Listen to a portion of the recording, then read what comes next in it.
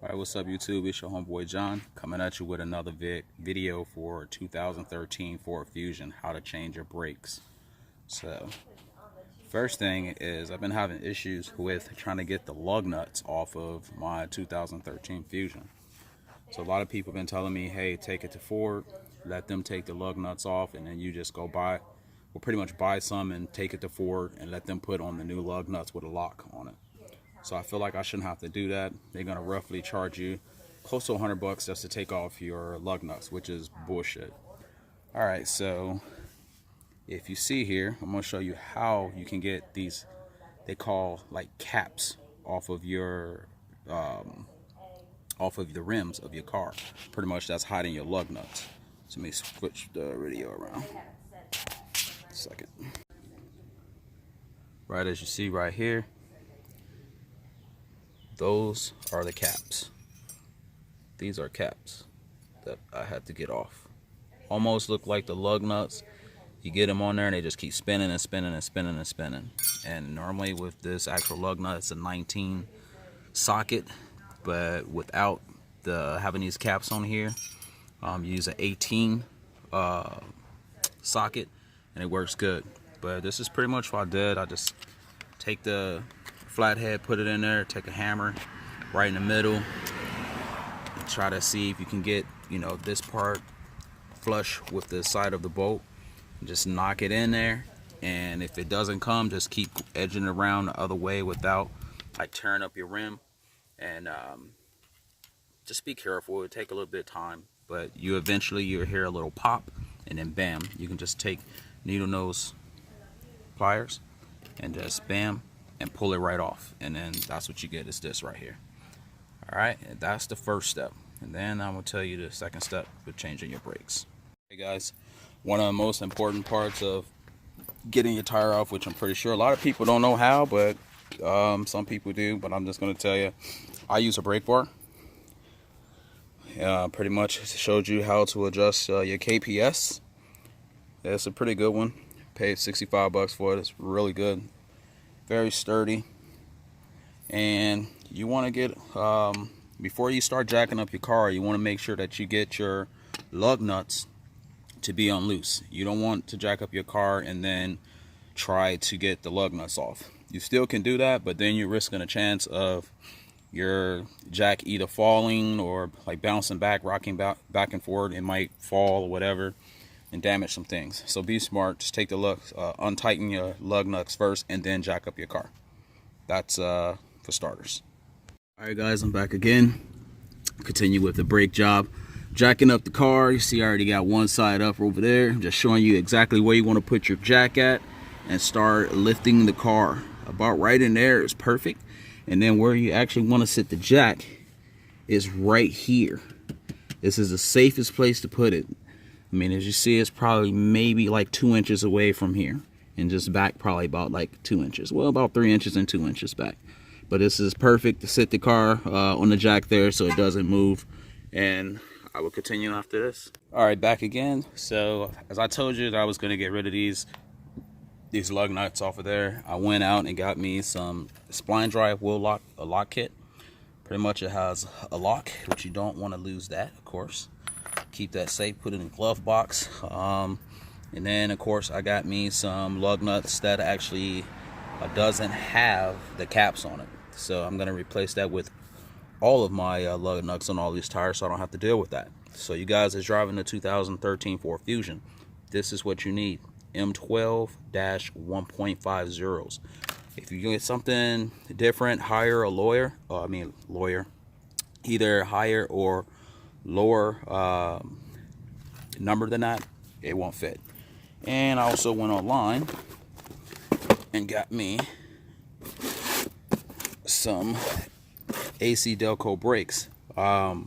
Pretty much the freaking Ford wanted to charge me almost $80 for brakes, and I got these bad boys, same exact brakes, for $28. Perfect. And a plastic. Looks great. Those are my brakes. Also on top of that, guys, you want to get some .4, not .3, just in case if you leak brake fluid. I would definitely make sure that you put in the .4. If you want to be sure what dot you need for your brake fluid, you can also look at the cap that's underneath the hood and make sure you put in the correct brake fluid, because that can mess your brakes up. Okay, you have a lot of squeaking and squilling, you don't want none of that. You're also going to need a C-clamp. That's what a C-clamp is. You need that to compress the caliper once you actually take the caliper off and pretty much press it in order for you to get the brakes on, because that's going to be decompressed already. So you want to make sure that we compress it so that you're able to get those brakes on, or you would not be able to get your new brakes on if you don't have a C-clamp. This is one of the most important parts of doing your brake, is a C-clamp, of course the brakes, and this little handy dandy thing right here, and this is a number 7. You're going to need this for when you're actually taking the brakes off to get the caliper loose, but you're definitely going to need that. So that's the third most important thing. All right, and I will get back to you guys in just a second. Guys, here we go. As you can see, this is the caliper that's right here. Definitely have these springs on here, but we want to leave these springs on until we actually get these bolts right here right out of the caliper. I already unloosened this one. Pretty much you will see a cap like this. Sorry, this will be pretty much attached in there like that. You can either take your nail and pull that out, or you can just use a flathead. Just be real careful, just wiggle it out. As you see, bam, it comes right off just like that. As you can see, that's the bolt from the caliper that I pulled out. And you can look right here and just tell that, you know, that bolt is loose. But then I'm gonna take you underneath, and you can see as well, there's another one right here that I already took the cap out. You're gonna have to unloosen that as well in order to get that caliper off, okay? And I'll be with you in just a moment. All right, guys, I got the spring off. The best way to get the spring off is you want to actually take your flathead, and you want to come from up here. And I wish I was able to show you, you know, but I don't have like a tripod or nothing. But pretty much the spring will be on like that. This will be behind there like this, pretty much. And the best way to get this out, because I see a lot of people trying to pry from the inside of here and pop out. That's not gonna, I mean, it can work, but it'd be way harder when you can just easily just take your flathead, go right here on this little edge where my thumbnail is, and put it underneath and pull back. And once you pull back, this will pop. And you want to have something to protect, like a towel or something that I have right here, that you want to be holding on that, because this thing will come flying out as soon as you pop it. Remember, it's a spring. Doesn't look like a spring, but it's definitely a spring. All right, and that's just that. Put that to the side. Okay. And as you see, the caliper is loose. Very loose. And I just need to pry out my little bolts to get the caliper off, and it's a done deal. And I'll be back to you in a second. All right, guys, now that I got those bolts loosened on the caliper, I'm gonna show you. As you see right here, the brake is actually caught on to, this is the shape of the brake, it's actually caught on to a piece of the caliper that's up here, that's like holding, I don't even know what the hell to call it, but something that's holding, this is part of the caliper, but it's just holding on to that caliper housing. There we go. What you want to do is just pull up, and then slide out, and then bam, there you go. All right, you don't want your brake line, which is right there, you do not want that just hanging from the caliper. So I'm gonna pull these brakes out, put on the new ones, and push this caliper back. As I said, it's already compressed. We want to press it back in so that I'm able to get the new brake pads on.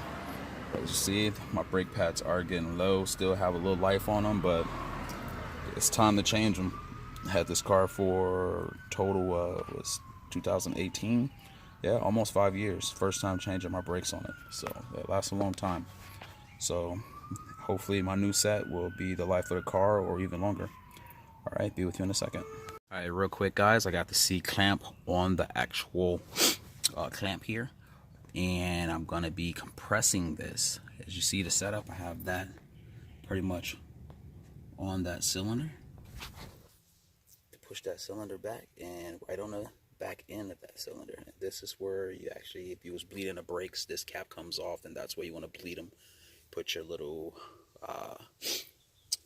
socket wrench on there, open it up, close it, the whole, I don't know if you ever know how to bleed brakes before, but that's the way you got to do it, pedal up, pedal down type deal.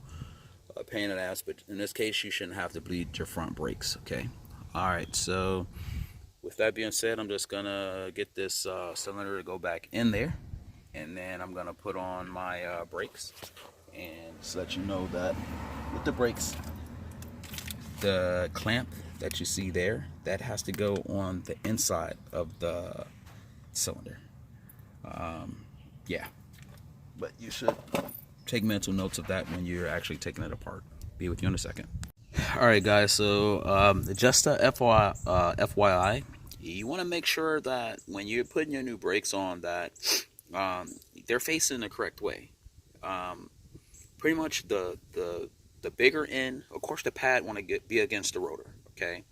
And then the bigger end of the brake, the longer end, should be close to the outside of the actual caliper. So I don't want you to get confused and you put them on wrong and say, hey, this guy don't know what the hell he's talking about, okay? So once you get that on, you also want to make sure, as I told you, you have these bolts in here, which are right here. You want to make sure that that bolt is pulled all the way out before you try to put that caliper on, because if not, you're gonna have issues. And right in here, if you can see right there where my finger's at, I'm gonna try to get out of the light. Right here, it's on the other side of the caliper. It would not, this caliper would not go on there because that bolt, if that bolt is pressed in. So you want to make sure you pull this all the way out, then get the brake on there. Like I said, you would pretty much line it up as it's supposed to be. It'll catch on, it's on there. As you see, it's loose because I don't have obviously the bolt going all the way through. But once I get the bolt on there, everything will be tightened up and we'll be good to go. So just so you know, and that's pretty much it. Like, I'm literally done with these brakes, and the only thing I have to do is tighten up this top bolt, tighten up the bottom bolt that's underneath here as well, put that one back in there, put my caps back on there, and then put my tire on, and then put on my new lug nuts. Brake job done in less than 30 minutes. So anybody can do it. I'm just showing you how. I actually looked it up on the YouTube channel on how to do it, so I'm not no expert or nothing. And the guy helped me out with certain stuff, but it just didn't have a Ford Fusion. So I'm doing everything for the 2013 Ford Fusion and maybe higher, because we don't have any YouTube videos about it. So that's why I'm doing the video. All right, guys. Well, I'm John. Peace out. If you have any questions, just holler at me, and then we go from there. All right, thanks. Bye.